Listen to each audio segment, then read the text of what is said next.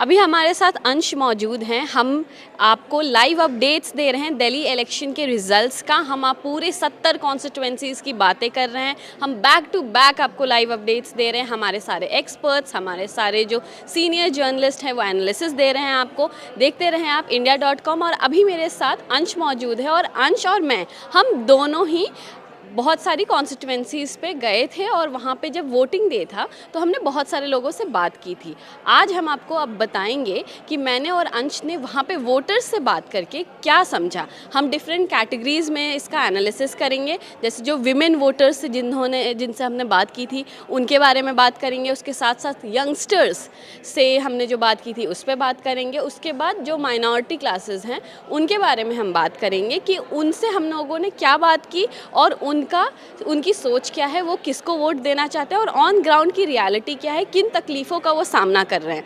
हमारे जो रुझान हैं वो बहुत ज़्यादा हद तक क्लियर हो चुके हैं। बीजेपी आ चुकी है काफ़ी ज़्यादा बढ़त से दिल्ली में, और कांग्रेस को एक सीट मिली है, बादली वाली सीट, जिससे जीत रहे हैं देवेंद्र यादव। हालांकि ये भी सब रुझान हाँ, है आप बताइए जी, हाँ। आप बताइए अंश।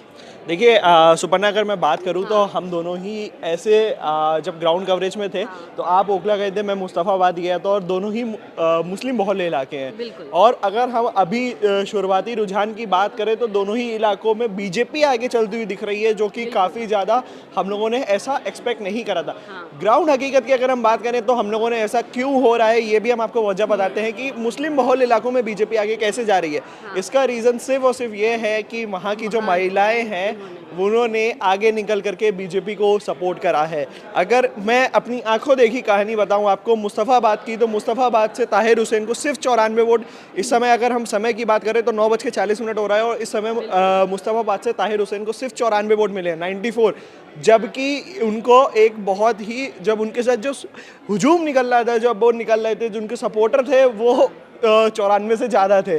तो कहीं ना कहीं उनके सपोर्टर ने ही उनको वोट नहीं करा। और उस जगह अगर हम बात करें तो वहाँ पे जो उन्हीं के घर से 100 मीटर आगे एक हमें महिलाओं का जत्था मिला था, जो हम अभी अपने पुराने वीडियोस में भी काफ़ी बार बताते आए हैं।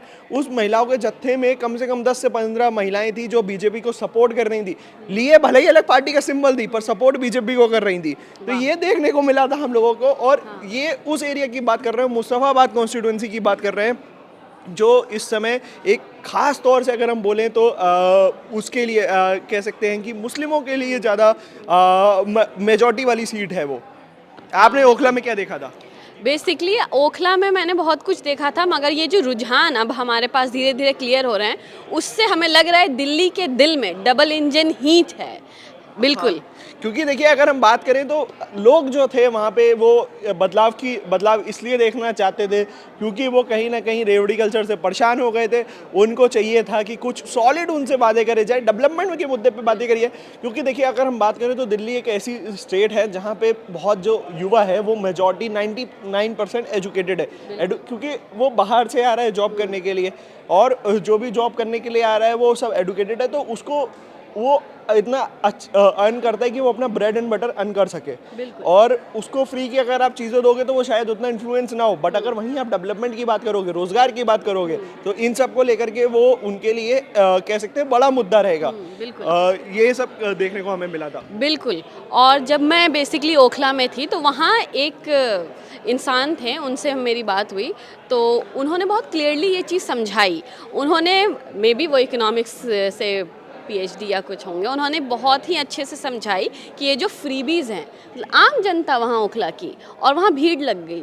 तो वहाँ पे वो समझा रहे थे जो फ्रीबीज़ है वो हमारी पॉकेट से जाता है। जब हम फ्रीबीज़ देते हैं तो क्या होता है कि लोगों के हाथ में पैसा बेसिकली चाहिए, कि उनको फ्रीबीज नहीं चाहिए, ताकि वो खर्च कर सके। उनके हाथ में पैसा होगा तो वो खर्च कर पाएंगे, और फिर वैसे एक सर्कल में इकोनॉमी घूमेगी। जो कि दिल्ली का जो बजट है उसमें लॉस इसलिए दिखता है क्योंकि फ्रीबीज इतनी ज़्यादा हैं।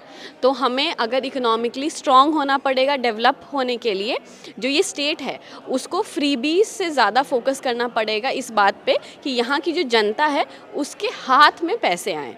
बेसिकली ये है। जब आप ग्राउंड पे थे तो क्या आपने देखा था कि आपको लग रहा था कि बीजेपी आएगी इस बार? जब स्पेशली मैं ओखला में थी तब बिल्कुल नहीं लगा था मुझे, ठीक है। मगर मैं बाकी जगह जहाँ पे जीके गई, ईश्वर नगर गई, वहाँ पे मुझे ऐसा बहुत लोग परेशान थे। मतलब देवर लाइक कि एक तो ये जेल जाते रहते हैं, और बहुत लोगों के अंदर ये भी एनालिसिस था, कॉमन लोगों के अंदर, कि उनका कहना था कि अगर इस बार भी अरविंद केजरीवाल आ जाते हैं तो क्या बीजेपी उनको काम करने देगी, एलजी तो वही रहेंगे। तो ये जो कॉमन लोग हैं उनके मन में ये सवाल था कि अगर फिर से आम आदमी पार्टी आती है तो आम आदमी पार्टी अगर आती है तो क्या सीएम फेस केजरीवाल हो गए, क्योंकि जिस हिसाब से उनके ऊपर रिस्ट्रिक्शंस है कि वो सीएम ऑफिस नहीं जा सकते, फाइल्स नहीं साइन कर सकते, पार्टी मीटिंग्स नहीं होस्ट कर सकते, तो क्या वो सीएम फेस इस बार फिर से रहेंगे या फिर कोई एक पपेट सीएम रहेगा दिल्ली का? तो ये तो मुझे ज़रूर, हाँ, ये तो बहुत, क्योंकि सुप्रीम कोर्ट का अभी तक नोटिस आया नहीं है और चीफ मिनिस्टर बनने के लिए उनको सुप्रीम कोर्ट से इजाज़त लेनी पड़ेगी।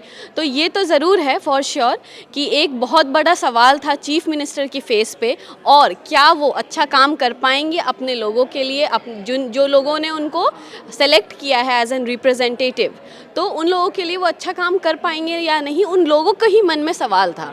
इसीलिए उन्होंने वोट किया है डबल इंजन की सरकार को।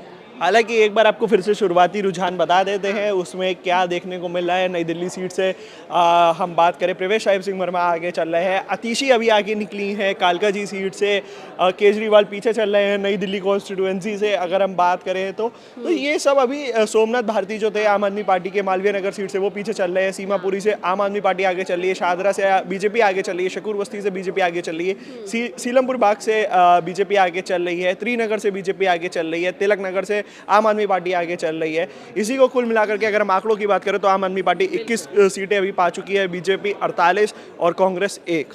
ऐसी और भी वीडियोस के लिए बने रहिए हमारे साथ, देखते रहिए India.com। Thank you for watching.